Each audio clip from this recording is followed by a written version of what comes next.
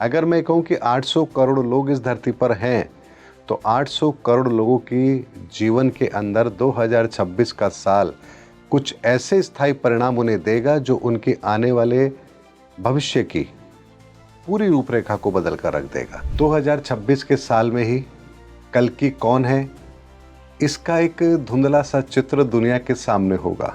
Really? 2026 America की power में कमी जरूर आएगी, ये बात भी निश्चित है। उसकी फाइनेंशियल पावर में एक ऐसा माहौल हिंदुस्तान के अंदर जरूर बनेगा जिससे हम ये कह सकते हैं कि गृह युद्ध जैसी स्थिति का आकलन हम यहाँ 2026 में भारत के लिए जरूर देखते हैं। गृह युद्ध 30 मार्च 2025 से इस धरती पर धर्म का पोर्टल ऑन हो चुका है, इसीलिए अब इस धरती पर झूठ पाखंड ज्यादा समय तक नहीं रहेगा। 2026 में 2 प्लैनेट्स का मेजर रोल है जी, राजा सन है और मंत्री मंगल है जी। तो ये किन लग्नों के लिए बहुत बेनिफिशियल होगी और किन के लिए थोड़ा सा चैलेंजिंग टाइम लेकर आ सकती है? 11वां भाव शनि यहाँ बैठे हुए हैं, तो ईमानदारी से अगर आप चलेंगे तो आपको 2026 के अंदर वृषभ लग्न वालों को किसी भी तरह का कोई नेगेटिव रोल देखने को नहीं मिलेगा, क्योंकि शनि की दृष्टि सीधे सीधे आपके लग्न पर होगी। मकर लग्न वालों के लिए पूजा पाठ, ज्यादा पूजा पाठ करना वर्जित है, उन्हें कर्म प्रधान होना चाहिए। रॉयल जो लग्न है, सिंह की बात करते हैं। अगर मैं आपसे कहूं कि ये 2026 का साल सबसे ज्यादा किसके लिए बढ़िया रहेगा, तो सिंह लग्न वालों के लिए रहेगा। इनके लिए बहुत ज्यादा बेनिफिट। सिंह लग्न वालों के तो इस बार बल्ले बल्ले है।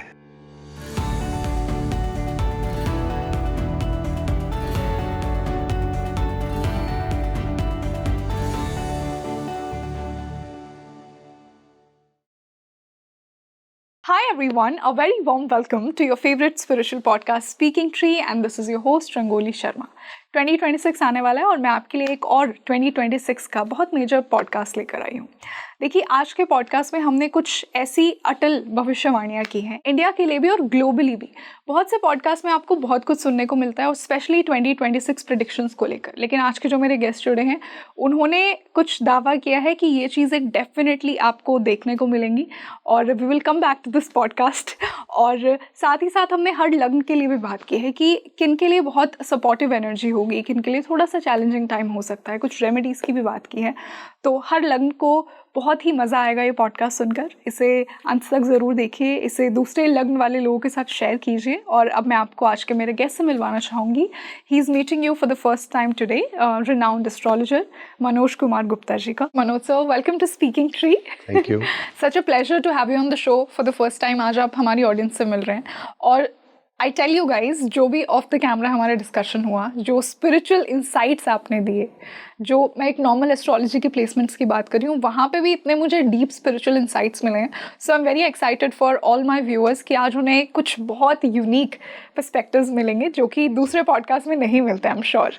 जी जी। तो सर, जैसे मैंने कहा इंट्रोडक्शन में, आज हम 2026 पे बात करेंगे। देखिए, जब न्यू ईयर आने वाला होता है तो हम सब कहीं ना कहीं रेजोल्यूशंस बनाते हैं खुद को लेकर, बट अभी अगर मैं जनरल साल के लिए प्रेडिक्शन करूं, सबके लिए, अगर जो हर किसी पे एप्लीकेबल होंगी, कुछ चीज़ें ऐसी होंगी, उनसे हम स्टार्ट करते हैं। फिर हम 2026 का जनरल थीम समझेंगे और जो मेजर पार्ट है आज के इस पॉडकास्ट का कि अटल भविष्यवाणियाँ 2026 के लिए, जो आज आप इस पॉडकास्ट में हमें बताएंगे। बिल्कुल, ज़रूर मैं बताऊंगा।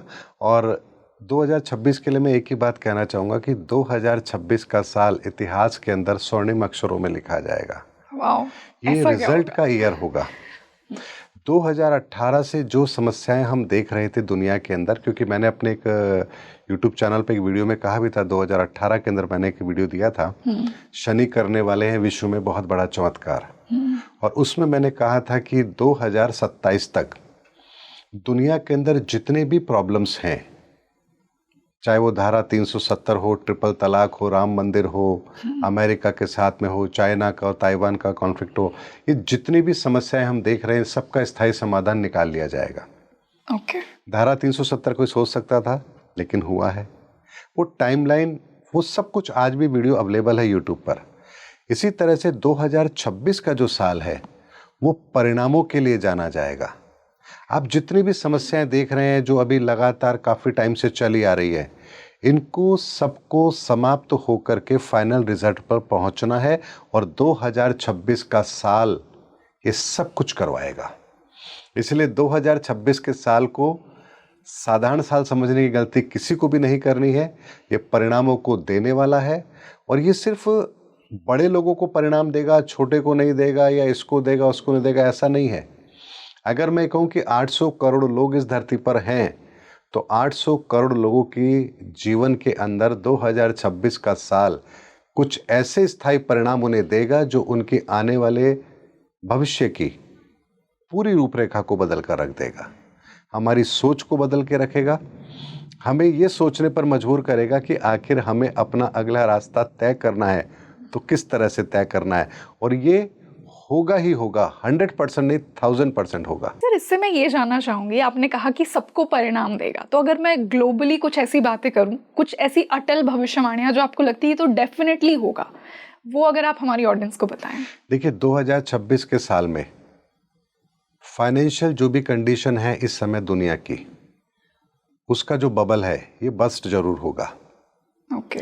2026 के साल में ही कल की कौन है इसका एक धुंधला सा चित्र दुनिया के सामने होगा। रियली 2026 में ही होगा, जब कल्कि का हमें एक वो कहते हैं ना, एक डिवाइन जी साइन मिलेंगे, जिसका कि पूरी दुनिया इंतजार कर रही है। 2026 में एक काफी स्तर पर लोग ये जान चुके होंगे कि आखिर कल्कि कौन है, क्योंकि उनके काम हमारे सामने आने शुरू हो जाएंगे।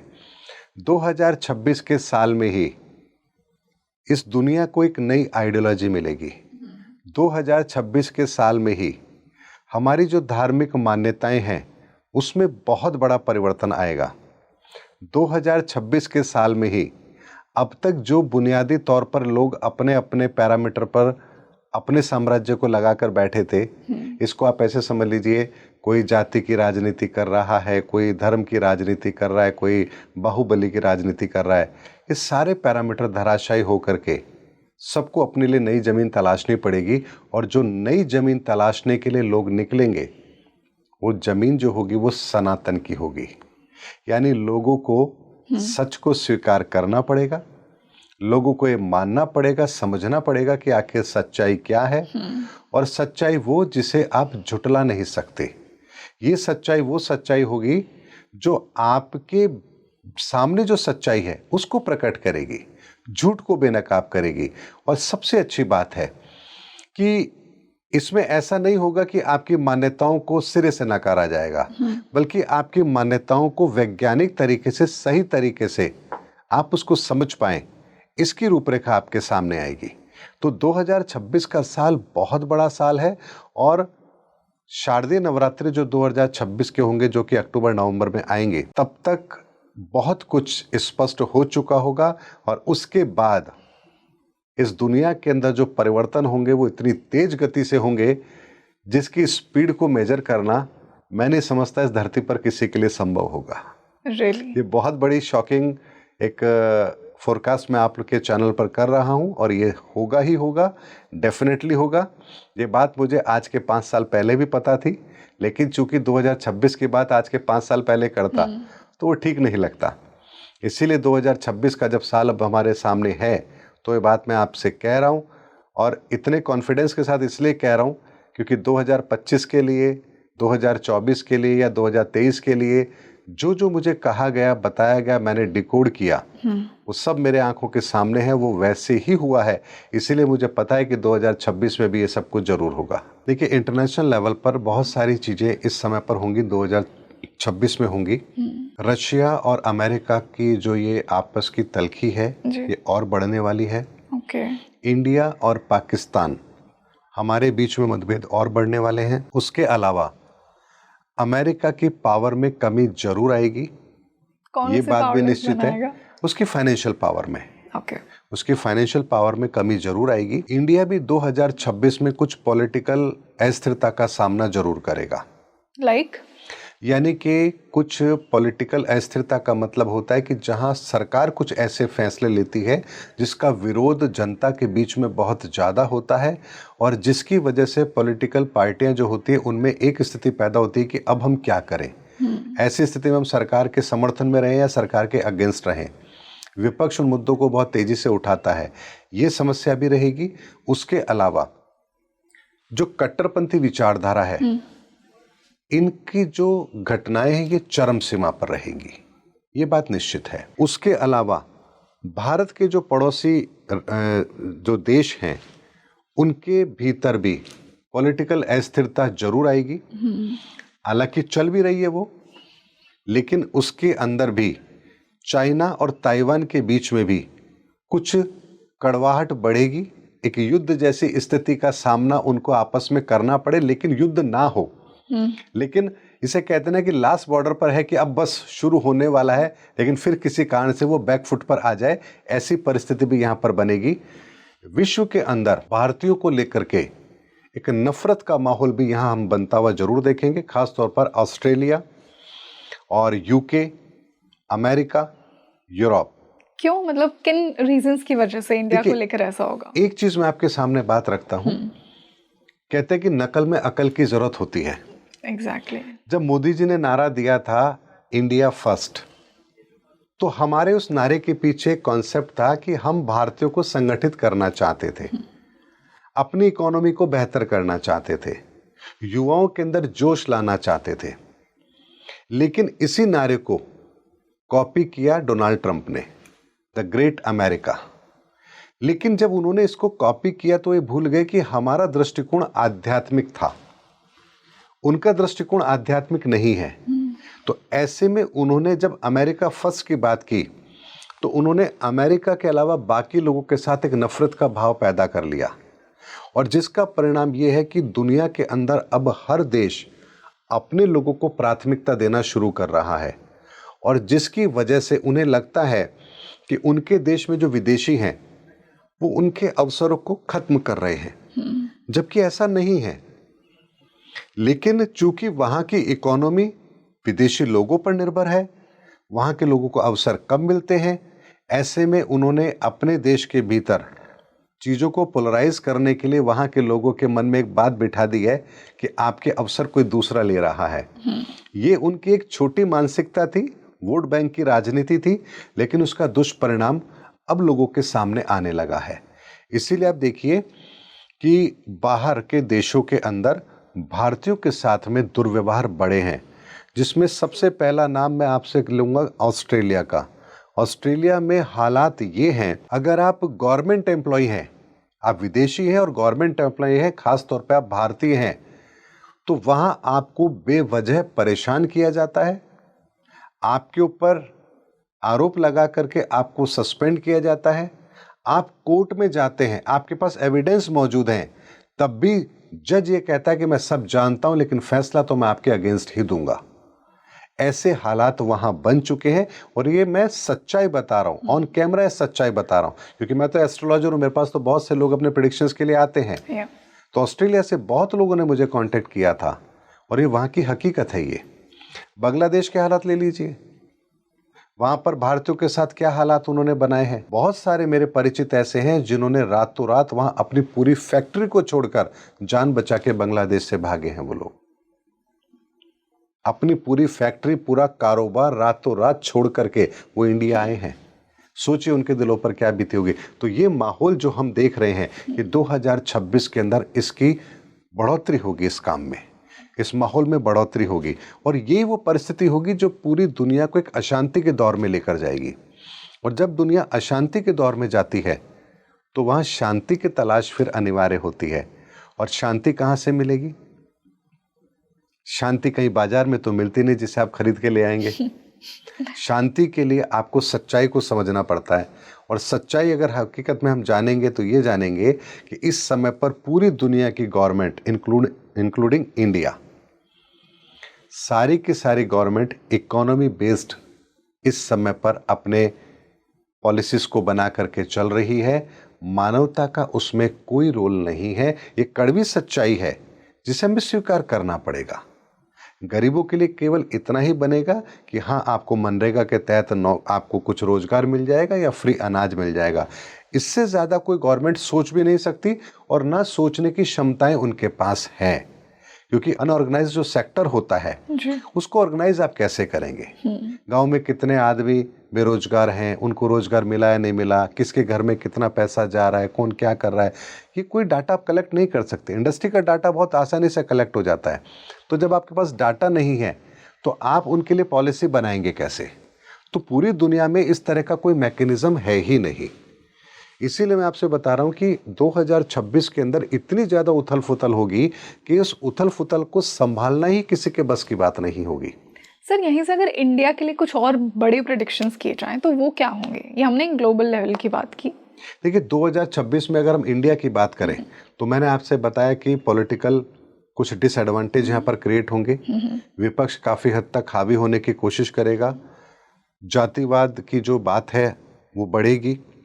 उसके अलावा एक ऐसा माहौल हिंदुस्तान के अंदर जरूर बनेगा जिससे हम ये कह सकते हैं कि गृह युद्ध जैसी स्थिति का आकलन हम यहाँ 2026 में भारत के लिए जरूर देखते हैं। गृह युद्ध? जी हाँ, गृह युद्ध जैसी स्थिति। थोड़ा और इलैबोरेट इसको हम अगर मैं आपसे अगर डिटेल में बात करूं तो उसको ऐसे समझिए कि लोगों को अपने सुरक्षा को लेकर के एक थ्रेट पैदा होगा कि शायद हम यहाँ सुरक्षित नहीं हैं या हमारे साथ कुछ बहुत बड़ा षड्यंत्र किया जा रहा है।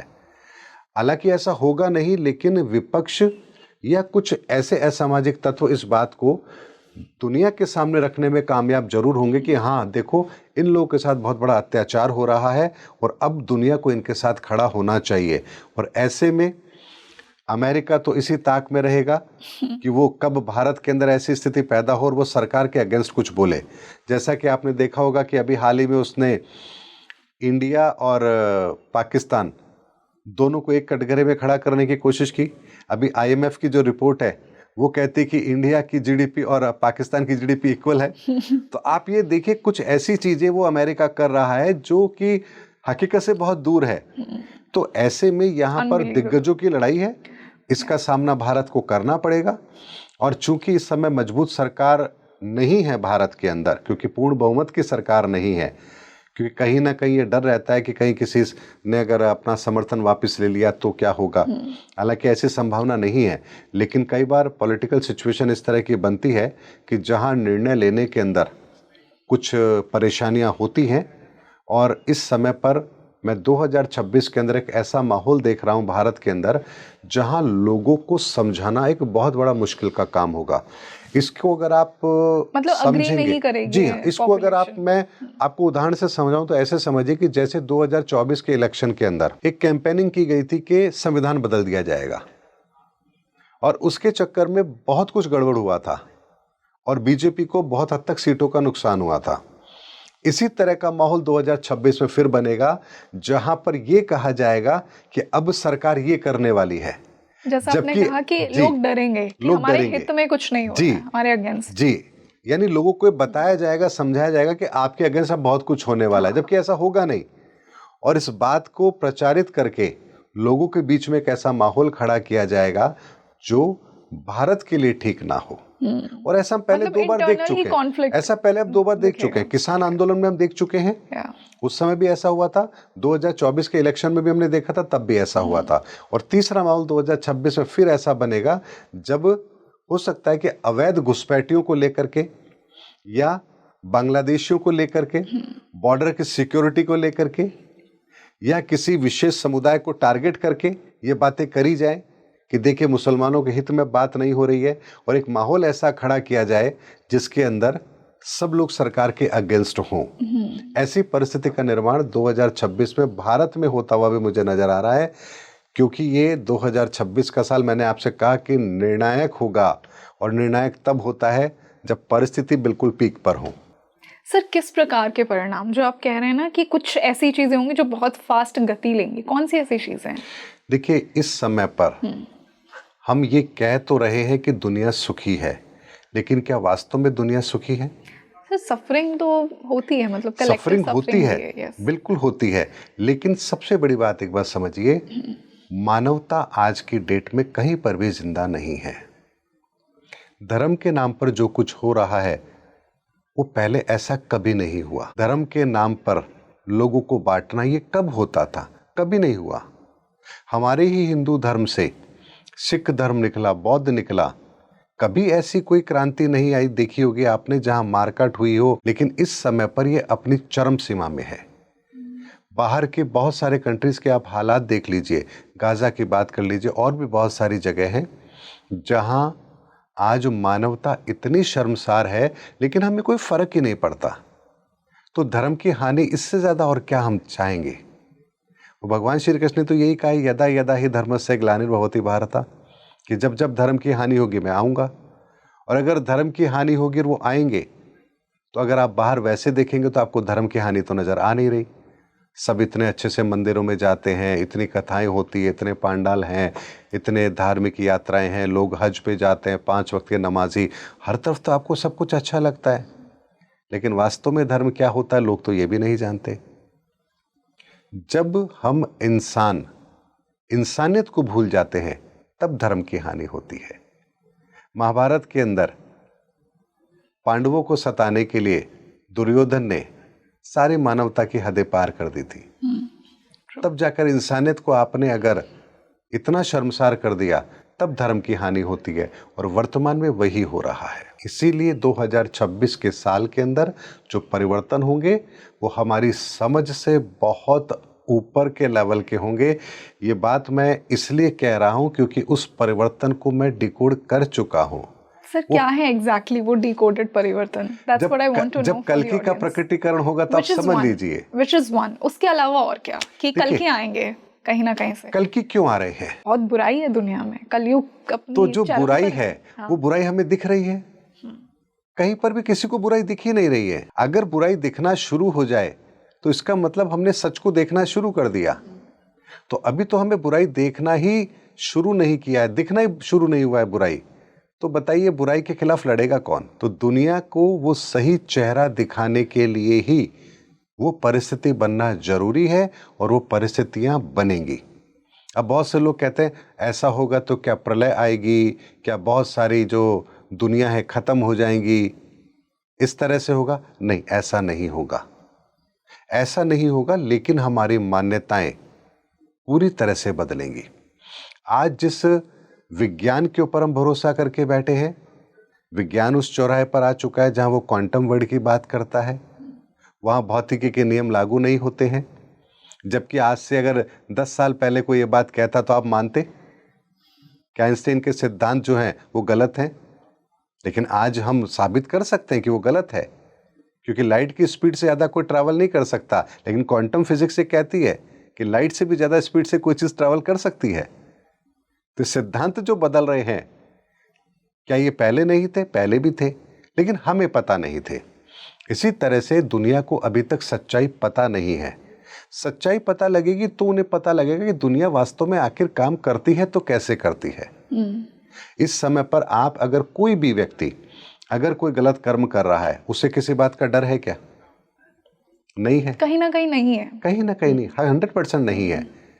लेकिन अगर मैं आपसे कहूं कि एक ऐसा विज्ञान जो ये बताता है कि आप जो कर रहे हैं उसका परिणाम निश्चित है, और वो मिलेगा ही मिलेगा, और इस तरह से मिलेगा, और हर व्यक्ति को मिलेगा, उसके बाद आप करेंगे?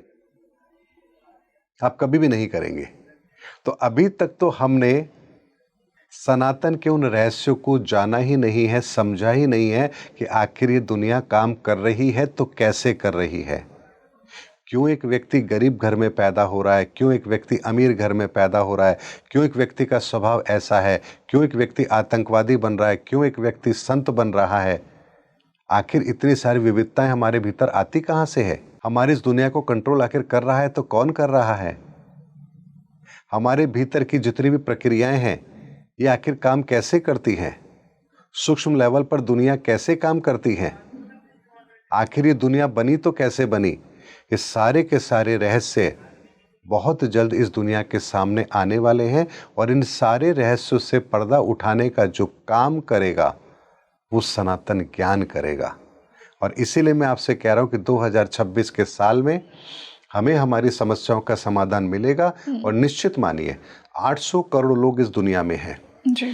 800 करोड़ लोग इस दुनिया में हैं, तो 800 करोड़ तरह की समस्याएं हो सकती हैं। अब इतनी सारी समस्याएं, उसका समाधान क्या कोई एक व्यक्ति निकाल सकता है? आपको लगेगा नहीं, ऐसा नहीं हो सकता, कैसे निकाल सकता है। लेकिन अगर मैं ये कहूँ आपको कि 800 करोड़ लोग और हमारी समस्याएं केवल और केवल 7 तरह की ही हो सकती है, 8वां कोई प्रकार है ही नहीं समस्याओं का, तो फिर आप बताइए क्या कहेंगे। यानी या तो आपके सूर्य तत्व के लेवल पर समस्या है, चंद्र तत्व के लेवल पर समस्या है, या मंगल के तत्व पर समस्या है। अब ये कैसे है? अगर मान लीजिए किसी के कॉन्फिडेंस में कमी है, किसी के मान सम्मान में कमी है, तो वो फर्स्ट डायमेंशन सूर्य के डायमेंशन से रिलेटेड प्रॉब्लम्स को फेस कर रहा है। अगर कोई मानसिक चिंता से परेशान है, कहीं ना कहीं उसका सेटिस्फैक्शन लेवल डिस्टर्ब है, तो सेकंड डायमेंशन की प्रॉब्लम से सफ़र कर रहा है। अगर किसी को फिजिकल प्रॉब्लम है तो थर्ड डायमेंशन से प्रॉब्लम को फेस कर रहा है। अगर कहीं कोई बौद्धिक स्तर पर अपनी समस्याओं को फेस कर रहा है तो फोर्थ डायमेंशन से है। तो एक डायमेंशन के मेजरमेंट को अगर आपने समझा और उसका समाधान आपको मिल गया, तब सोचिए करोड़ों लोगों को उसकी समस्या का समाधान एक पल में मिलेगा। और इस समय पर हम जिस डायमेंशन के अंदर हैं, जब ये दुनिया एक्सपेंशन लेती है तो उसके अंदर भी एक डायमेंशन होते हैं। इस समय हम कौन से डायमेंशन के अंदर खड़े हैं? हम फोर्थ डायमेंशन में हैं।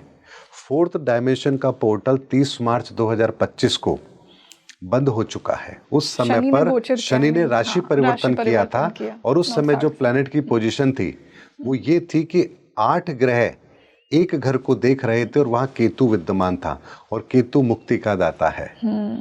तो वो दिन, वो एनर्जी का कॉम्बिनेशन ये बता रहा था कि इस दुनिया के अंदर सारी की सारी एनर्जी को रिफॉर्म करके एक नई एनर्जी के पोर्टल को ओपन किया जा रहा है। और फिफ्थ जो पोर्टल है वो धर्म का पोर्टल है। और 30 मार्च 2025 से इस धरती पर धर्म का पोर्टल ऑन हो चुका है। इसीलिए अब इस धरती पर झूठ पाखंड ज़्यादा समय तक नहीं रहेगा। और इसीलिए मैं आपसे कह रहा हूँ कि फिफ्थ डायमेंशन जब यहाँ काम कर रहा है तो ये बहुत बड़े लेवल पर परिवर्तन को दिखा रहा है। और इस बात को जस्टिफाई करने के लिए आपके सामने एक एग्जाम्पल रखता हूँ जी।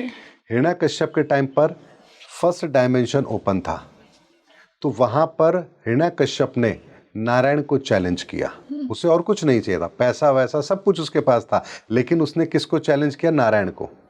सेकंड डायमेंशन में भगवान राम आए, वहां पर मन तत्व काम कर रहा था, तो वहां माता अपने पुत्र के लिए क्या मांग रही है? वनवास मांग रही है। एक भाई अपने ही भाई की पत्नी का हरण कर रहा है, एक राजा किसी दूसरी स्त्री का हरण कर रहा है। तो यह सेकंड डायमेंशन में मन तत्व विकृत था। थर्ड डायमेंशन होता है मंगल का। तो थर्ड डायमेंशन में भगवान श्री कृष्ण जब इस धरा पर थे तो सारे बाहुबली थे, सब बाहुबली ने अपने बाहुबल का दुरुपयोग किया। द्रोणाचार्य, कृपाचार्य, भीष्म पितामह, ये सारे के सारे बाहुबली थे और इन्होंने अपने बाहुबल का दुरुपयोग किया। फोर्थ डायमेंशन बुद्ध का डायमेंशन होता है। फोर्थ के डायमेंशन के अंदर हमने बुद्धि का दुरुपयोग करना शुरू कर दिया। तो हमने एटम बम बना लिया, हमने एआई बना लिया, हमने सोशल मीडिया का दुरुपयोग करना शुरू कर दिया। यानी ये चीज़ें बनी तो हमारे फायदे के लिए थी, लेकिन हमने इनका दुरुपयोग करना शुरू कर दिया। तो आप देखिए कि भगवान राम के समय पर प्लेन नहीं थे, मोबाइल नहीं था, इंटरनेट नहीं था, लाइट नहीं थी, तो क्या उस समय के ऋषि मुनि क्या हमसे कम समझदार थे? ऐसा नहीं है। लेकिन चूंकि उस समय इस धरती पर वो पोर्टल ओपन ही नहीं था बुद्ध का, तो ये सब कुछ आता कैसे? इसीलिए फोर्थ डायमेंशन का पोर्टल जब ओपन हुआ कलयुग के अंदर, तो कलयुग के अंतिम चरण में हमने अपनी बुद्धि बल से उन हर चीज को हमने उसका इजाद कर लिया कि आज हम ब्रह्मांड के सारे विज्ञान को अच्छी तरह से समझ चुके हैं। उस लेवल पर समझ चुके हैं कि जहां हम अब सूक्ष्म लेवल पर उस स्तर पर पहुंच गए हैं जहां अब हमें क्वांटम दुनिया नजर आने लगी है कि अरे ऐसी भी कोई दुनिया है जो इस दुनिया से बिल्कुल अलग है, जहां के नियम बिल्कुल अलग है, जहां टाइम कोई मायने नहीं रखता, जहां दूरी कोई मायने नहीं रखती, जहां स्पीड कोई मायने नहीं रखती है। ये फैक्ट है। और 2025 का जो नोबेल प्राइज मिला है, जिन साइंटिस्ट को मिला है, वो क्वांटम टनलिंग के लिए मिला है। और ये इस बात को प्रमाणित करती है कि हाँ, कुछ ऐसा विज्ञान भी है जिसके सामने कोई बैरियर मायने नहीं रखता। वो किसी भी स्पीड से एक जगह से दूसरी जगह जा सकता है और उसके बीच में कोई बाधा नहीं है। तो आज हम उस चीज को समझने को तैयार हुए हैं। लेकिन क्या ये पहले नहीं थी? क्या क्वांटम फिजिक्स पहले नहीं थी? पहले भी थी, लेकिन हमें पता नहीं थी। हमारे ऋषि मुनियों को पता थी। Sir, now that we discuss the global condition और हमने इंडिया के लेवल पे भी बात की कि कुछ ऐसे अटल भविष्यवाणियां आज आपने इस पॉडकास्ट पे की, अब मैं हर राशि के लिए आपसे कुछ जानना चाहूंगी, और राशि नहीं एग्जैक्टली लग्न पर हम बात करेंगे कि हर लग्न के लिए आपको क्या लग रहा है कि ये चीज़ें तो डेफिनेटली उनकी लाइफ में होंगी 2026 में। तो हम मेष लग्न से ही स्टार्ट करते हैं। देखिए, लग्न जो होता है वो आपकी पर्सनालिटी होती है। तो कोई भी व्यक्ति अगर राशि फल देखता है तो उसको मैं ये कहूँगा कि वो राशि फल ना देख करके लग्न फल देखे। हालांकि लग्न फल बहुत कम एस्ट्रोलॉजर्स देते हैं, लेकिन लग्न अगर आपको पता है और लग्न के आधार पर यदि कुछ चीज़ें आप अपने लाइफ में अगर उसको मैनेज करके चलते हैं तो आपके लाइफ के रिजल्ट्स बहुत इंप्रूव हो जाएंगे। जैसे मेष लग्न का व्यक्ति या वृश्चिक लग्न का व्यक्ति मंगल प्रधान होता है जी। अब मंगल प्रधान व्यक्ति कभी भी प्रॉपर्टी में अगर इन्वेस्ट कर रहा है, जमीनों में अगर उसका इन्वेस्टमेंट है, तो उसको लॉसेस होने की पॉसिबिलिटी कम बनती है। अगर उसका फील्ड सेना, पुलिस, मैनेजमेंट से रिलेटेड है, एफएमसीजी से रिलेटेड है, तो उसको एडवांटेज ज़्यादा मिलेंगे। जैसे वृषभ लग्न और तुला लग्न है, इसके स्वामी शुक्रदेव होते हैं, तो शुक्र लग्जरियस चीज़ों के लिए जाने जाते हैं। तो जितने भी कॉस्मेटिक से रिलेटेड बिजनेस होते हैं, जितने भी फैशन, डिज़ाइनिंग, इससे रिलेटेड काम है, ये इन लग्न वालों के लिए बहुत अच्छे होते हैं। ऐसे लोग अपनी पर्सनालिटी को लेकर के बहुत कॉन्शियस रहते हैं। ट्रू। दिखने में भी सुंदर होते हैं, इनको अपनी ही पसंद की चीज़ें चाहिए। ये पर्सनालिटी कुछ वृषभ और तुला लग्न वालों के लिए होती है। ये मैं आपको ब्रीफली इसलिए बता रहा हूँ क्योंकि इस तरह के लग्न के व्यक्तियों के लिए ये चीज़ 100% काम करती है। बाकी चीज़ें तो उनकी कुंडली के अंदर बाकी ग्रहों की दशा के आधार पर होता है, महादशाओं के आधार पर होता है, लेकिन ये उनके लिए एक पाथ है। जैसे हम कहेंगे लकड़ी का फर्नीचर, मतलब उसमें लकड़ी तो होगी ही होगी। एग्जैक्टली। इसी तरह से वृषभ लग्न है और तुला लग्न है या मेष लग्न है, वृश्चिक लग्न है, तो इनके एनर्जी सोर्स कौन है? ये ट्रेड्स तो होंगे, फाउंडेशन ये ट्रेड्स तो होंगे ही होंगे। और तीसरा आता है हमारा बुध का, जिसमें हम कहते हैं मिथुन और कन्या। इन लोगों को बिजनेस बहुत जल्दी समझ में आता है, कैलकुलेटिव होते हैं, किसी भी चीज को एनालिसिस करना इनके बाएं हाथ का खेल होता है।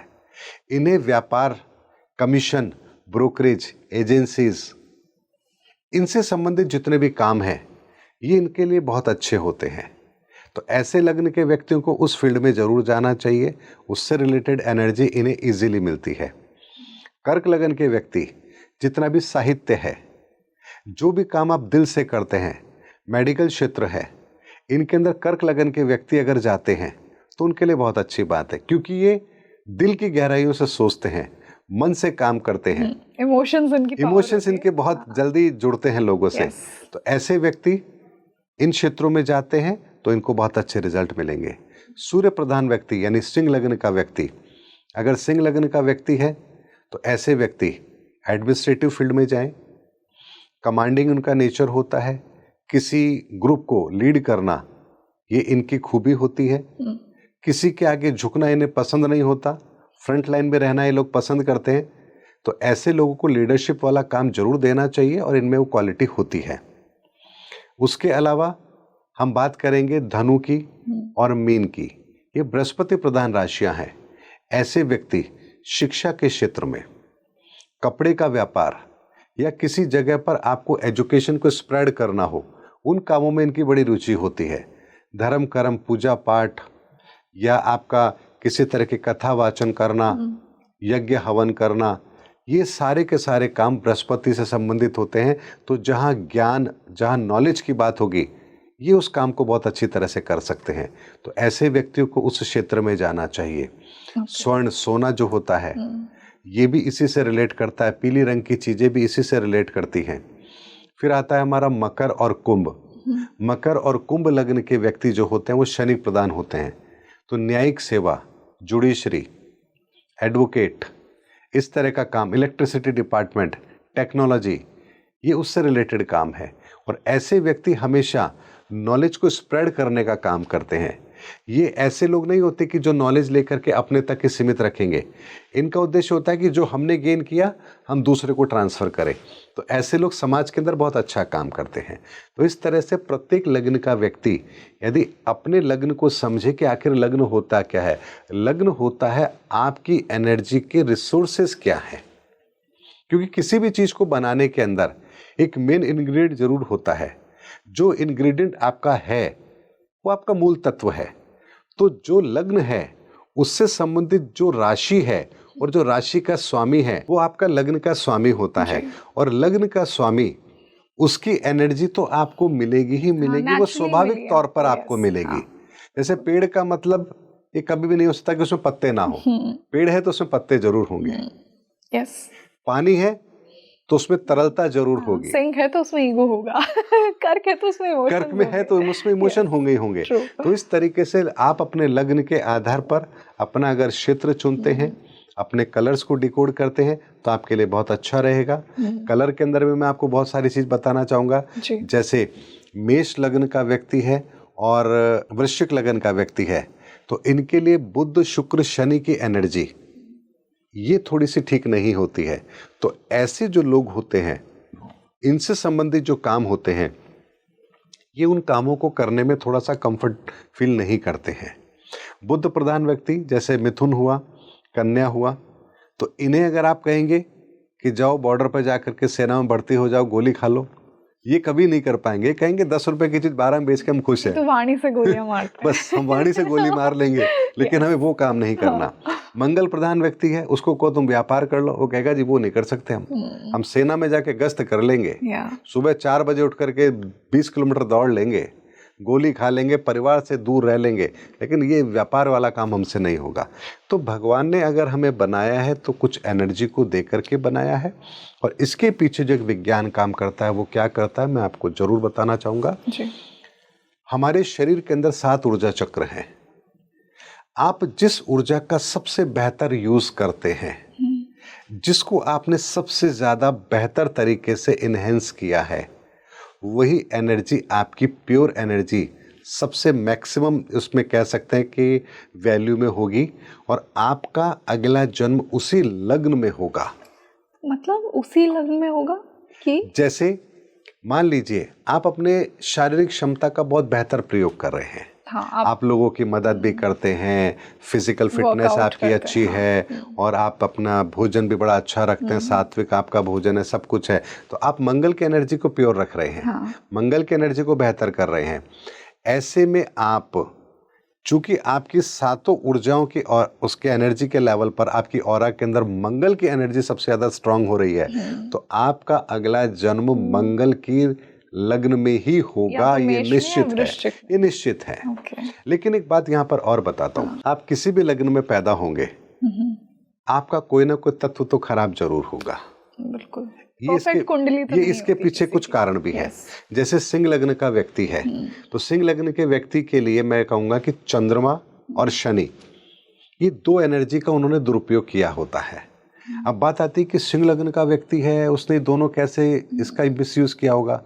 तो आप ऐसे समझिए कि सिंह लग्न का व्यक्ति अर्थात राजा जी, न्यायाधीश, फैसले करने वाला, जब आप कोई फैसला करते हैं तो आपके फैसले से हर व्यक्ति संतुष्ट हो गए जरूरी नहीं है।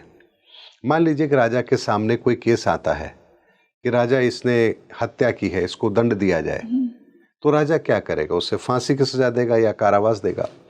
लेकिन अगर वो अपने घर में इकलौता कमाने वाला है तब तो क्या राजा ये सोचकर निर्णय करे कि इसके घर के पीछे तो कोई कमाने वाला है नहीं? अगर इसको राजा नहीं सोचेगा, क्योंकि राजा का काम न्याय करना है। लेकिन वास्तव में उसको सजा देने पर उसके पीछे परिवार में कुछ लोग तो परेशान हो रहे हैं, तो उसका उत्तरदायी कहीं ना कहीं राजा भी बनेगा। क्यों बनेगा? क्योंकि उसका परिवार जब पीड़ित है तो वहां से कोई ना कोई परेशानी जो वहां हुई है उसका उत्तरदायी प्रकृति आपको भी ठहराएगी। इसीलिए सिंह लग्न वालों का शनि और चंद्रमा दोनों तत्व खराब होते हैं, क्योंकि ना चाहते हुए उन्हें दंड देना होता है। कौन राजा चाहता है कि वो किसी को फांसी पे चढ़ा दे? लेकिन चूंकि उसके सामने परिस्थिति ऐसी है, अपने मन को मार के भी उसे सबूतों के आधार पर निर्णय देना पड़ेगा और उसके निर्णय से कोई ना कोई परेशान जरूर होगा। तो दोनों परिस्थिति को ध्यान में रखते हुए भी उसको वो कार्य करना पड़ रहा है, तो आपके वो दो तत्व खराब जरूर होंगे। तो sir, now that we understood, जैसा आपने मुझे बताया कि 2026 में 2 प्लैनेट्स का मेजर रोल है जी, राजा सन है और मंत्री मंगल है जी। तो मार्स और सन की एनर्जी बहुत ज़्यादा है। तो ये जो मार्स और सन की एनर्जी है, प्रोमिनेंट एनर्जी, ये किन लग्नों के लिए बहुत बेनिफिशियल होगी और किन के लिए थोड़ा सा चैलेंजिंग टाइम लेकर आ सकती है? देखिए, राजा सूर्य है और सूर्य यदि राजा है तो जिन लग्न के लिए सूर्य की ऊर्जा नेगेटिव रूप में है उनको परेशानी तो आने वाली है। तो मेष लग्न के व्यक्ति के लिए सूर्य की एनर्जी अच्छी होती है और सूर्य का जो घर होता है वो सिंह राशि होती है, 5th हाउस होता है। तो ऐसे में मेष लग्न वालों को संतान से संबंधित समस्या का समाधान मिले, कुछ अनसर्टेन गेन हो, एजुकेशन के अंदर उन्हें सक्सेस मिले, ये सारे के सारे बेनिफिट उन्हें मिलने वाले हैं। तो मेष लग्न वालों के लिए 5th हाउस के अंदर सूर्य का होना अपने आप में ये बताता है कि इस साल उन्हें गेन मिलेगा ही मिलेगा, इसमें कहीं कोई दो राय नहीं है। और चूंकि राजा भी सूर्य है तो ऐसे में पंचम भाव का एक्टिवेट होना ये उनके लिए बहुत अच्छी बात है। तो जो लोग भी इस बार संतान की प्लानिंग करना चाहते हैं उनके लिए ये समय बिल्कुल अच्छा है। अगर आप कोई हायर एजुकेशन के लिए बाहर जाना चाहते हैं ये समय उनके लिए अच्छा है। कोई बड़ी इन्वेस्टमेंट आप करना चाहते हैं तो ये समय भी आपके लिए अच्छा रहेगा। 2026 आपके लिए बेनिफिशियल रहेगा। लेकिन मैं फिर यहाँ पर एक बात बताना चाहूँगा, अपनी लिमिट से ज़्यादा बाहर जाकर कभी भी इन्वेस्टमेंट आप ना करें, ये मेरी एडवाइस आपको ज़रूर रहेगी। कहीं ऐसा ना हो कि आप कहें कि जी मैंने कहा था तो मेष लग्न वालों के लिए अच्छा है तो आप मार्केट में इन्वेस्ट कर रहे हैं। इन्वेस्टमेंट का मतलब होता है कि आप अपनी कमाई का 10% ही इन्वेस्ट करें, उसे इन्वेस्टमेंट कहते हैं। उससे ज़्यादा अगर आप कर रहे हैं तो आप जुआ सट्टा कर रहे हैं। वृषभ लग्न की हम बात कर लेते हैं। वृषभ लग्न वालों की अगर हम बात करें तो इस बार उन्हें प्रॉपर्टी में गेन मिले। माता के स्वास्थ्य को लेकर अगर कोई चिंता है तो वो चिंता उनकी दूर होगी। प्रॉपर्टी के लेन देन उनके लिए बेहतर रहेंगे। अगर कोई पैतृक संपत्ति का विवाद है तो उसके पक्ष में उनके आने की संभावना बनेगी। साथ ही यहाँ पर अगर आप कोई प्रॉपर्टी चेंज करना चाह रहे हैं, कोई छोटी प्रॉपर्टी बेच करके बड़ी प्रॉपर्टी लेना चाह रहे हैं तो भी ये समय आपके लिए अच्छा रहेगा। वृषभ लग्न वालों के लिए ये समय बिल्कुल अच्छा रहेगा, इसमें कहीं कोई दिक्कत वाली बात नहीं है। लेकिन हाँ, इतना ज़रूर है कि आप जो भी इन्वेस्टमेंट करेंगे या प्रॉपर्टी खरीदेंगे उसमें आपको थोड़े से पैसे ज़्यादा खर्च करने पड़ेंगे क्योंकि मंत्री मंगल है जो 12th हाउस का लॉर्ड भी है। ऐसे में आपको अपने साझेदारों से, अपने पार्टनर से थोड़ा सा सावधान रहना है। पैसों का लेन देन थोड़ा ढंग से करना है। हाँ, 1 रुपए की चीज़ आपको 95 पैसे में नहीं मिलेगी, 1 रुपये 5 पैसे आपको चुकाने पड़ेंगे क्योंकि मंत्री मंगल का रोल भी यहाँ पर आपके लिए एप्लीकेबल जरूर होगा। तो सर, और क्या एनर्जी लेकर आ रहा है 2026 टॉरस लग्न के लिए? देखिए, टॉरस लग्न वालों की जब हम बात करेंगे तो एक बात को समझते हैं कि 7th भाव का लॉर्ड भी मंगल ही बनेगा। ऐसे में अगर आपके वैवाहिक जीवन के अंदर कोई परेशानी है, कोई आपसे विवाद चल रहा है तो उसको आपको बहुत तरीके से हैंडल करना पड़ेगा। नई पार्टनरशिप में अगर आप जाना चाहते हैं तो इसके लिए आपको थोड़ी सावधानी रखनी होगी। कुछ बड़े इन्वेस्टमेंट अगर आप करना चाहते हैं तो इस समय आपको रुकना चाहिए। लेकिन प्रॉपर्टी से संबंधित केवल लेन देन अगर आप करते हैं तो वो आपके लिए बेनिफिशियल जरूर रहेंगे। लेकिन मैंने उसके लिए कहा कि आपको पैसे थोड़े से ज़्यादा चुकाने होंगे। ये वृषभ लग्न वालों के लिए खासतौर पर 2026 का साल इस तरह के परिणामों को लेकर के जरूर आएगा। साथ में एक बात और समझते हैं हम कि 11वां भाव वो भी यहाँ पर शनि यहाँ बैठे हुए हैं। तो ईमानदारी से अगर आप चलेंगे तो आपको 2026 के अंदर वृषभ लग्न वालों को किसी भी तरह का कोई नेगेटिव रोल देखने को नहीं मिलेगा क्योंकि शनि की दृष्टि सीधे सीधे आपके लग्न पर होगी। जी। अब बात कर लेते हैं मिथुन लग्न की। जिनका लग्न मिथुन है, जी, जिनका लग्न मिथुन है उनके लिए मैं बात बताना चाहूँगा कि इस समय पर ज़्यादा भागदौड़ ना करें। किसी दूसरे के प्रॉब्लम के अंदर खुद आगे बढ़कर उसको लीड करने की गलती ना करें। अहंकार का भाव आप अपने अंदर ना रखें क्योंकि इस समय पर ऐसा करना आपके लिए बिल्कुल भी ठीक नहीं होगा। हर काम को बहुत ही व्यवस्थित तरीके से करें। जुआ, सट्टा, लॉटरी, शेयर बाजार, इससे आप अपने आप को दूर रखें। अपने काम पर ध्यान दें और ईमानदारी से यदि आप अपने काम पर ध्यान दे रहे हैं तो ये साल आपको नुकसान नहीं देगा। लेकिन उसके अतिरिक्त आपने भाग दौड़ करके इधर उधर करके कुछ जोड़ तोड़ लगाने की कोशिश की तो 2026 का साल आपकी मेहनत को भी खराब करेगा, आपको अनसर्टेन लॉस भी वो जरूर करवा देगा। तो इस बात का ध्यान मिथुन लग्न वालों को जरूर रखना है। भगवान गणपति की आराधना करिए रोज, आपके लिए बेहतर रहेगा। और इस समय पर चूंकि मंत्री और राजा दोनों आपके अगेंस्ट हैं, इसीलिए शांति के साथ काम करिए, यही आपके लिए बढ़िया रहेगा। बिल्कुल सर, इसी से हम कर्क की बात करते हैं। मून से रूल बहुत इमोशनली इन लोगों को हमेशा समझा जाता है। जी देखिए, कर्क लग्न वालों के लिए मंगल का समय तो अच्छा रहेगा क्योंकि दशम भाव एक्टिवेट है उनका। ऐसे में काम के अंदर नया उत्साह, नई उमंग उनको नया रास्ता भी दिखाएगी। बेहतर तरीके से अपने काम को करने में वो कामयाब भी रहेंगे। लेकिन धन का व्यय थोड़ा सावधानी से करना है। परिवार में कुछ क्लेश हो सकते हैं, उस बात का भी उन्हें ध्यान रखना है। अपनी वाणी में कटुता वो कभी भी ना लेकर आए। किसी को कठोर शब्द बोलने से वो जरूर बचे, अन्यथा आपके कहे हुए शब्द किसी के हृदय को ठेस पहुंचाएंगे और उसकी वजह से आपको कहीं अपनों का ही साथ बिछुड़ जाए आपसे, वो आपसे नाराज हो जाए, इसकी संभावना भी यहाँ जरूर बनेगी। कर्क लगन वाले व्यक्तियों के लिए पंचम भाव भी इस समय एक्टिवेट रहेगा। ऐसे में आपको संतान की कामयाबी भी देखने को जरूर मिलेगी। संतान की उपलब्धि पर आपको गर्व होगा। नए निवेश करने के मौके भी आपको मिलेंगे। ये सारी की सारी घटनाएं कर्क लगन वालों के लिए जरूर होगी। बस इतना सा ध्यान रखें, वाणी को नियंत्रण में रखें और परिवार के अंदर तनाव की स्थिति ना पैदा होने दें। सर, और इनके लिए बेस्ट रेमेडी क्या होगी? देखिए, कर्क लगन वालों के लिए सबसे बेहतर रेमेडी जो होती है वो होती है भगवान शिव की पूजा। क्योंकि चंद्रमा को भगवान शिव ने अपने मस्तक पर धारण किया है और चंद्रमा को जितना सम्मान भगवान शिव ने दिया उतना किसी ने नहीं दिया। इसीलिए जो शिव की पूजा करते हैं, चंद्रमा कभी भी उनका अहित करते ही नहीं है। मन की शांति के लिए, जीवन में स्थायी सुख के लिए चंद्रमा की पूजा अर्थात भगवान शिव की पूजा से सर्वोत्तम पूजा कर्क लगन वालों के लिए और कोई हो नहीं सकती। और साथ ही यदि आप हनुमान चालीसा का भी पाठ कर रहे हैं डेली, तो ये आपके लिए सोने पर सुहागा होगा।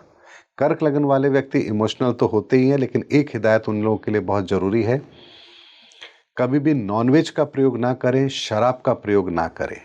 ये दो चीज उनके लिए बिल्कुल वर्जित है। चाहे आप किसी भी कास्ट में हो, आपके घर में नॉर्मल बात हो भले ये सब चीज, लेकिन फिर भी कर्क लगन वाले व्यक्ति के लिए दोनों चीजें बिल्कुल वर्जित हैं। क्योंकि भावुक व्यक्ति यदि इन सब चीजों के प्रयोग में जाएगा तो उसकी ऑरा डिफेक्ट जरूर होगी। और अगर डिफेक्टिव ऑरा आपकी है तो आपके कर्म सही नहीं हो सकते। इसको एक एग्जाम्पल से समझ लीजिए कि अगर मान लीजिए एक पत्थर के ऊपर मैंने एक ड्रॉप किसी जहर की डाल दी तो कितना पत्थर खराब होगा? कुछ भी खराब नहीं होगा। आप पानी से वॉश कर दीजिए। लेकिन वही एक ड्रॉप यदि मान लीजिए मैं पानी की भरी हुई बाल्टी में डाल दूं तो अब कितना पानी खराब होगा? पूरा पानी खराब हो जाएगा। उस एक ड्रॉप ने पूरे पानी को खराब कर दिया। तो कर्क लगन वाले जल तत्व के होते हैं। ऐसे में कोई भी नकारात्मक चीज उनके पूरे जीवन के अंदर उनकी पूरी ऑरा को डिस्टर्ब करने का काम करते, इसीलिए वो भावुक भी होते हैं। एक छोटी सी संवेदना को भी वो लोग पहचान जाते हैं और फीलिंग्स के साथ काम करते हैं। इसलिए जितने भी आपने कवि देखे होंगे, साहित्यकार जो होते हैं, दिल की गहराइयों से जो काम करने वाले होते हैं, सर्जन होते हैं, मेडिकल क्षेत्र में जो लोग होते हैं, ये सब कर्क लगन वाले व्यक्ति होते हैं। जी सर, इसी से हम रॉयल जो लग्न है सिंह की बात करते हैं। सिंह के लिए सूर्य का तो साल ही है, तो क्या कुछ लेकर देखिए, सिंह लग्न वालों के लिए तो इस साल अच्छा वैसे भी रहेगा। वो इसलिए रहेगा क्योंकि भाग्य स्थान इस समय वो भी उनका एक्टिव रहेगा और भाग्य स्थान के साथ साथ लग्न में ही सूर्य, यानी लग्न का स्थान सूर्य का। ऐसे में राजा स्वयं और मंगल मंत्री, तो भाग्य उनका साथ देगा, कॉन्फिडेंस उनका बढ़ावा रहेगा। जिस काम में भी हाथ डालेंगे उसमें सफलता उनको मिले, इसकी संभावना बनेगी। मान सम्मान में वृद्धि होगी। छोटी मोटी यात्राएं उनकी करने की होंगी तो वो पूरी होंगी। विदेश जाने की अगर कोई प्लानिंग कर रहे हैं तो वो भी इस समय सफल होगा। और उसके अलावा संपत्ति से संबंधित समस्या का समाधान भी उन्हें मिलेगा। कोई नई प्रॉपर्टी लेना चाह रहे हैं तो वो योग भी यहाँ पर बनेंगे। अगर मैं आपसे कहूँ कि ये 2026 का साल सबसे ज़्यादा किसके लिए बढ़िया रहेगा, तो सिंह लग्न वालों के लिए रहेगा। इनके लिए बहुत ज़्यादा बेनिफिशियल। सिंह लग्न वालों के तो इस बार बल्ले बल्ले है। 2026 का साल उन्हें डेफिनेटली अच्छे परिणाम देकर जाएगा। लेकिन एक बात को ध्यान रखिएगा, सिंह लग्न वाले व्यक्ति, अगर आपको चंद्रमा या शनि की महादशा चल रही है, अंतरदशा चल रही है, प्रत्यंतर 2026 में आ रहा है, तो 2 उपाय आपको जरूर करने चाहिए। भगवान शिव की पूजा सोमवार के दिन और शनिवार को किसी गरीब भूखे भिखारी को कुछ खाने के लिए दीजिए, या अस्पताल में जाकर किसी गरीब की मदद कर दीजिए दवाइयों से। ये 2 उपाय यदि आप करेंगे तो आपको नेगेटिव रिजल्ट नहीं मिलेंगे, क्योंकि नेगेटिव रिजल्ट केवल तब मिलेंगे जब आपकी महादशा, अंतरदशा, प्रत्यंतर में चंद्रमा या शनि का अंतर चल रहा होगा, तभी सिंह लग्न वालों को नकारात्मक परिणाम देखने को मिलेंगे। अन्यथा सिंह लग्न वालों के लिए साल शुभ रहेगा, बढ़िया रहेगा, और सारे लग्नों में से सिंह लग्न वालों के लिए बल्ले बल्ले जरूर होगी। ओके सर, इसी से अब मैं कन्या की बात करना चाहूंगी। कन्या के लिए क्या मिथुन जैसी एनर्जी होगा, क्योंकि दोनों ही बुध का है? देखिए, कन्या लग्न वालों की अगर जब हम बात करते हैं तो ऐसे में कन्या लग्न वालों के लिए इस बार अग्नि का थोड़ा भय रहेगा। अकस्मात खर्चे बढ़ेंगे और इस समय मानहानि के योग बनेंगे। सरकारी किसी भी तरह की पेनल्टी से बचने के लिए सरकारी काम समय पर आप जरूर करें, इस बात का आपको ध्यान जरूर रखना है। साथ ही अष्टम भाव भी इस समय पर एक्टिवेट रहेगा, इसीलिए वाहन सावधानी से चलाएं, किसी को अपशब्द कहने से बचें और बुद्धिमत्ता से कार्य करें। यानी इस समय पर आपको किसी भी ऐसे कार्य में अपने आप को इन्वॉल्व नहीं करना है जो आपको दुस्साहसी बनाता हो। यानी आपकी कैपेसिटी 100 रुपये की नहीं है और आप 1000 रुपये का काम कर रहे हैं, या आपकी पोजीशन ऐसी नहीं है लेकिन आप किसी बड़े आदमी को ललकार रहे हैं, ऐसी गलती आपको नहीं करनी है। कन्या लग्न वालों के लिए विशेष सावधानी आपको रखनी है। भगवान गणपति की आराधना रोज करिए, आपको नकारात्मक परिणाम कम से कम प्राप्त होंगे। यानी कन्या लग्न वालों के लिए 2026 का साल चैलेंजिंग वाला रहेगा, इस बात का आपको ध्यान रखना है। लेकिन अगर आपको सूर्य की, यानी कि सूर्य, चंद्रमा और मंगल की महादशा, अंतरदशा, प्रत्यंतर नहीं आ रहा है तो आपको नकारात्मक परिणाम 90% कम मिलेंगे। लेकिन अगर सूर्य, चंद्र और मंगल की महादशा, अंतरदशा, प्रत्यंतर यदि आपको आ रही है तो नकारात्मक परिणाम आपको मिलेंगे। ऐसे में भगवान गणपति की आराधना ही एकमात्र उपाय है जो आपको इन तकलीफ से बाहर निकालेगा। बिल्कुल। तो आप अपनी दशा भी अपनी कुंडली में चेक कीजिए, और ये जो भी हम बात करें ये जनरल एनालिसिस है। हमेशा आपकी बाकी की प्लेसमेंट्स और इन सब का भी बहुत बड़ा रोल होता है। बिल्कुल रोल होता है। अब हम बात करें तुला लग्न वालों की। तुला लग्न वालों के लिए ये समय उनकी इच्छाओं की पूर्ति करने वाला नहीं होगा। वैवाहिक जीवन में कटुता आ सकती है, पार्टनरशिप ब्रेक होने की संभावना बनेगी, संतान को लेकर के भी कोई चिंता रहेगी, पुरानी इन्वेस्टमेंट कोई आपकी की हुई है तो उसके अटकने की संभावना बनेगी, जहां से आपको पैसा आने की उम्मीद है वहां से आपको अंत में निराशा हाथ लगे, ऐसी संभावना बनेगी। माँ दुर्गा की आराधना ही आपके लिए सर्वश्रेष्ठ रहेगा उपाय। और यदि आपके घर में फिश एक्वेरियम है तो एक आपको इंडिकेशन मिलेगा कि अचानक आपके एक्वेरियम के अंदर फिश मरने लगी है। ये अगर आपको इंडिकेशन मिल रहा है तो आप समझ जाइए कि इस समय पर आपके लिए कुछ नेगेटिव परिणाम आने वाले हैं। तो बिना देर किए फिश एक्वेरियम में आप नई फिश ला के डाल दीजिए। अगर आपके आसपास कोई जलाशय है तो वहाँ आप मछलियों को दाना देना शुरू कर दीजिए। माँ दुर्गा के सामने घी का दीपक जलाकर उनसे प्रार्थना कीजिए ताकि आपको नकारात्मक परिणाम कम से कम प्राप्त हो। देखिए, एक बात मैं आपके सामने स्पष्ट करना चाहूँगा। जब मैं बात कर रहा हूँ इन लग्नों के फलादेश की, तो आपको एक बात समझनी है कि ऐसा क्यों होता है। ऐसा इसलिए होता है कि जो एनर्जी का सोर्स आपकी तरफ आ रहा है उसके सामने कौन है, साइड में कौन है, पीछे कौन है। इस बात को ऐसे समझिए, इस समय हमारे यहाँ दिन है, अमेरिका में रात है। क्यों है? क्योंकि सनलाइट हमारे पक्ष में है, उनके अगेंस्ट है। तो इसमें कुछ गलत नहीं है। It's just about time. It's just about time. तो आप ऐसे समझिए कि लग्न के आधार पर उस ऊर्जा का स्थान बदलता है, स्थान बदलने पर उसकी जो रिफ्लेक्शन है वो चेंज होते हैं और उसके आधार पर आपका एनर्जी सोर्स उसके किस डिग्री पर आकर के रिफ्लेक्ट कर रहा है, इसका एक बहुत बड़ा प्रभाव पड़ता है। इस बात को ऐसे समझिए कि पीछे से आप देखेंगे तो बहुत से लोग आपको सिमिलर दिखेंगे, लेकिन अगर वो अपना फेस दिखाएंगे आपको तो तब आप पहचान जाएं कि हाँ ये है, ये है, ये है।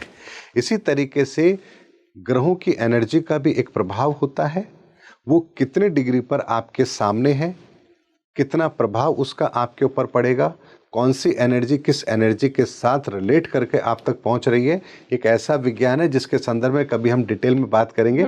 लेकिन आज हम बात कर रहे हैं कि हर लग्न की, तो वृश्चिक लग्न पर आते हैं। वृश्चिक लग्न वालों के लिए ये समय बहुत अच्छा रहेगा, करियर ऑप्शंस बहुत अच्छे मिलेंगे, नया बिजनेस अगर आप करना चाहते हैं तो ये समय आपके लिए बिल्कुल बढ़िया है और इस समय पर पुराने कर्ज से आपको मुक्ति मिले इसकी संभावना भी बनेगी। अगर कोर्ट में कोई केस चल रहे हैं पुराने, वो आपके पक्ष में आए इसकी संभावना बनेगी। नए इन्वेस्टमेंट आप करना चाहते हैं कर सकते हैं, कोई नया आप लोन लेना चाहते हैं बिजनेस के लिए या मकान के लिए वो आप ले सकते हैं।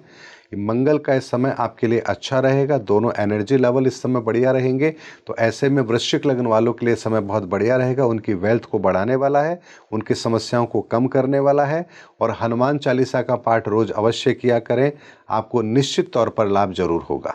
बिल्कुल सर, इनके लिए बेस्ट क्या और रेमेडी होगी और कुछ ऐसी चीजें जिनसे इन्हें बचना चाहिए, जैसे हमने बाकी लग्नों में भी बात की कि कुछ चीजों से बहुत सावधानी बरतनी है। एक चीज मैं आपको बताता हूँ, हर लग्न के लिए कुछ नियम कायदे अलग होते हैं। जैसे वृश्चिक लग्न वालों के लिए बुध, शुक्र और शनि, ये तीन एनर्जी का इन्होंने बहुत ज्यादा दुरुपयोग किया होता है अपने पास्ट लाइफ के अंदर। इसकी वजह से तीन एनर्जी इनके लिए ठीक नहीं होती है। तो ऐसे में वृश्चिक लग्न वाले यदि भगवान गणपति की आराधना करते हैं, शुक्रवार को माँ दुर्गा की आराधना करते हैं, शनिवार को किसी गरीब भूखे भिखारी की मदद करते हैं या शनिदेव से प्रार्थना करते हैं, तो डेफिनेटली उन्हें अपने जीवन के अंदर नकारात्मक परिणामों को कम करने का अवसर जरूर मिलेगा। इस पर मैंने एक किताब भी तैयार की, बहुत जल्द मैं वो लेकर आने वाला हूँ। किस लग्न वाले व्यक्ति के लिए किन उपायों को करना उनके लिए सर्वोत्तम रहेगा, कौन सी पूजा उनके लिए सर्वोत्तम रहेगी, कौन से दिन उनके लिए शुभ है, कौन से रंग उनके लिए शुभ है और ऐसा होता है तो क्यों होता है। बड़े ही लॉजिकली मैंने हर बात वहाँ रखी है ताकि किसी को ना लगे अरे ऐसा करने से क्या होगा। डेफिनेटली यहाँ पर हर उपाय के पीछे एक कारण है, वो कारण किस तरह से बनता है इसके पीछे पूरा विज्ञान काम करता है। इसीलिए सोच समझ करके आप इन चीज़ों को फॉलो करें। इन सब के पीछे विज्ञान है, ये साइंटिफिक है, ये केवल कथा कहानियां नहीं है कि आप ऐसा करेंगे तो ऐसा होगा। हम बात करते हैं धनु लग्न वालों की। धनु लग्न वालों के लिए ये कॉम्बिनेशन अच्छा रहेगा। इस समय पर खर्चों में कमी भी आएगी, कुछ पुराने इन्वेस्टमेंट उनके अच्छे अचानक से उनको अच्छा रिजल्ट दें इसकी संभावना बनेगी। इस समय पर भाग्य उनका साथ देगा, छोटी मोटी यात्राएं होंगी, विदेश सेटलमेंट अगर आप चाहते तो ये समय भी आपके लिए बढ़िया रहेगा। तो धनु लग्न वालों का इस समय आध्यात्म में विशेष रुचि रहेगी। धनु लग्न वालों के लिए कुछ चीजें मैं यहाँ जरूर कहना चाहूँगा। धनु लग्न वाले को शराब और नॉनवेज इन दोनों से परहेज करना चाहिए। जुपिटर जी, और धार्मिक स्थल पर जितना वो जाएंगे उतना उनको अच्छा एडवांटेज मिलेगा। डेली 5 मिनट का समय अपने घर के मंदिर में या घर के आसपास कोई मंदिर है वहाँ जा कर के कोई भी सेवा पूजा आप जरूर कीजिए। अगर और कुछ भी समझ नहीं आता तो आप केवल हनुमान चालीसा करते हैं, भगवान शिव की पूजा करते हैं तो भी आपके लिए अच्छा रहेगा। तो ये उपाय छोटा सा धनु लग्न वालों के लिए बहुत अच्छा रिजल्ट लेकर आने वाला है। सर इसी से हम अब शनि के दोनों लग्नों पर आते हैं। मकर, कैप्रिकॉर्न जिनका लग्न है उनके लिए क्या लेकर आएगा? शनि तो आई थिंक पूरे साल सेम ही राशि में रहेगा, परिवर्तन अभी किया था। मकर लग्न वालों की जब हम बात करें तो मकर लग्न वालों के लिए ये साल थोड़ी चुनौतियां लेकर आएगा। कुछ रोग उभर सकते हैं, अग्नि से भय रहेगा, इस बात का आपको सावधानी रखनी है। किचन में अगर माताएं बहनें काम कर रही हैं तो खास तौर पर विशेष सावधानी के साथ काम करें। इस समय पर ससुराल से भी कुछ मतभेद हो इसकी संभावना बनेगी। वाणी के अंदर थोड़ी कटुता देखने को मिलेगी। घर के ही लोग आपके शत्रु तुल्य व्यवहार करें ऐसी संभावना आपकी इस साल में बनती हुई दिखाई दे रही है मुझे। ऐसा क्यों सर पर्टिकुलरली? क्योंकि देखिए, मकर लगन की कुंडली के अंदर अष्टम भाव जो होता है वो सूर्य का होता है, और अष्टम भाव का राजा, तो आपका अष्टम भाव पूरी तरह से एक्टिवेट है। और अष्टम भाव मृत्यु तुल्य कष्ट देने वाला होता है, आपके जीवन में परेशानियों को लाने वाला होता है। साथ ही अष्टम भाव जो होता है वो हमारी परेशानियों को बढ़ाने वाला भी होता है। अष्टम भाव को सबसे ज्यादा खराब भाव माना गया है, क्योंकि खराब इसलिए होता है क्योंकि आपके जीवन के अंदर जितनी भी परेशानियां हम देखते हैं वो अष्टम भाव से देखते हैं, यहाँ तक कि मृत्यु को भी हम अष्टम भाव से देखते हैं। तो ऐसे में अष्टम भाव के स्वामी का राजा होना ये ठीक इंडिकेशन नहीं है। लेकिन उसके अलावा एक बात हम यहाँ पर और देखेंगे कि फोर्थ हाउस का लॉर्ड मंगल है। ऐसे में मंगल का चतुर्थ भाव के स्वामी का भी मंत्री होना इन सब परेशानियों के बाद भी आपकी सुविधाओं में कमी नहीं आने देगा। बेशक समय आपके प्रतिकूल हो, लेकिन फिर भी आपकी सुविधाओं में कमी नहीं आएगी। घर परिवार के अंदर खास तौर पर माता आपके पक्ष में खड़ी हुई जरूर होंगी। माता के स्वास्थ्य को लेकर अगर कोई चिंता है तो उसमें आपको राहत की बात जरूर मिलेगी। ऐसे में मकर लग्न वालों के लिए एक बात मैं जरूर यहाँ कहना चाहूँगा कि मकर लग्न वालों के लिए पूजा पाठ, ज़्यादा पूजा पाठ करना वर्जित है। उन्हें कर्म प्रधान होना चाहिए। यानी आप जो कर्म कर सकते हैं, बेहतर कर्म कर सकते हैं स्वयं के लिए, परिवार के लिए, दुनिया के लिए, आपको वो करने चाहिए। पूजा पाठ के पीछे ना पड़कर कर्म प्रधान व्यक्ति बनेंगे तो मकर लग्न वालों के लिए ये समय बहुत ही शुभ रहेगा। और मकर लग्न वाले को परमार्थ की भावना से कार्य करना चाहिए। ये उनके लिए एक ऐसी रेमेडी है जो उनकी सारी परेशानियों का समाधान उन्हें स्वतः ही देगी, क्योंकि शनि कहते हैं कर्म करो। बिल्कुल। शनि कभी ये नहीं कहते कि आप सब कर्म छोड़कर बैठ जाओ और माला जपना शुरू कर दो। शनि ये कभी नहीं कहते। इसीलिए शनि प्रधान आप व्यक्ति हैं तो शनि के अनुसार आप चलें, आपकी लाइफ में आपको बेहतर परिणाम जरूर मिलेंगे। सर, इसी से हम शनि के दूसरे लग्न की बात करते हैं, कुंभ जिनका लग्न है, उनके लिए क्या कुछ लेकर आएगा? कुंभ लग्न वालों के लिए अगर मैं बात करूं तो उनका इस समय सप्तम भाव एक्टिवेट रहेगा। सप्तम भाव का स्वामी है सूर्य और उसी की वही राजा है। तो ऐसे में अगर परिवार के अंदर, खास तौर पर अपने दाम्पत्य जीवन के अंदर अगर कोई मतभेद है तो उसे मिल बैठ करके आप सुलझा लीजिए। अहंकार का भाव आप बिल्कुल भी अपने अंदर ना रखें, थोड़ा झुकना सीखें। और अगर आपकी डेली सोर्स ऑफ इनकम में कमी जरूर आएगी, लेकिन उसको लेकर के चिंता करने की आवश्यकता नहीं है, क्योंकि मंगल आपके लिए अच्छे हैं, यानी मंत्री आपका साथ जरूर देंगे। ऐसे में यदि आप अपने काम पर ध्यान देते हैं तो आपको सफलता जरूर मिलेगी। केवल और केवल अपने काम पर ध्यान दीजिए, कम बोलिए, अपने काम पर फोकस कीजिए, औरों से मतभेद ना बने इसके लिए अपने काम से काम रखिए, आपके लिए ज़्यादा बेहतर रहेगा। व्यापार के अंदर बढ़ोतरी के मौके मिलेंगे, प्रमोशन होने की संभावना भी बनेगी, लेकिन प्रमोशन के साथ में लोग आपसे जलने वाले भी बढ़ेंगे। इसीलिए चुपचाप शांति के साथ काम कीजिए। कुंभ लग्न वालों के लिए यही समय सर्वोत्तम रहेगा। आधे रिजल्ट आपके लिए नेगेटिव है, लेकिन आधे रिजल्ट आपके लिए पॉजिटिव भी है। कुंभ लग्न वालों के लिए भी कर्म प्रदान होना उनके लिए आवश्यक है। भगवान शिव की पूजा करें, सूर्य की रविवार के दिन पूजा करें। मात्र ये 2 दिन आप अगर थोड़े से भी उपाय करते हैं तो डेफिनेटली आपको अच्छे रिजल्ट जरूर मिलेंगे। सर, इसी से हम आज के लास्ट लग्न पर आते हैं, जिनका लग्न मीन है, उनके लिए ये साल क्या लेकर आएगा और उन्हें कौन सी रेमेडीज करनी? जी देखिए, मीन लग्न वालों के लिए जब हम बात करते हैं तो सूर्य उनके लिए नेगेटिव होते हैं। ऐसे में हड्डियों के दर्द की शिकायत उन्हें रह सकती है। अचानक से व्यवधान आए, सरकारी कोई फरमान आए, टैक्स का कोई नोटिस आए, इसकी संभावना बनेगी। लेकिन साथ ही आप पैसों के लेन देन को बेहतर तरीके से मैनेज करने में कामयाब रहेंगे। घर परिवार के सदस्य आपके साथ खड़े होंगे। फाइनेंशियल क्राइसिस आपको नहीं देखना पड़ेगा। अगर कुछ व्यवधान आएंगे भी तो उसको आप पैसों के बल पर मैनेज कर लेंगे, ऐसी संभावना आपकी बनेगी। भाग्य आपका साथ जरूर देगा, इसमें कहीं कोई चिंता वाली बात नहीं है। और मीन लग्न वालों को भी सूर्य चूंकि उनको अच्छे रिजल्ट नहीं देंगे और राजा इस साल के सूर्य ही हैं, इसीलिए गेहूं का दान वो अवश्य करें। गेहूं का दान अगर वो करते हैं तो उनके लिए अच्छा रहेगा। चाहे वो पक्षियों को डालें या गौशाला में जाकर गेहूं का दलिया बनाकर गायों को खिला सकते हैं।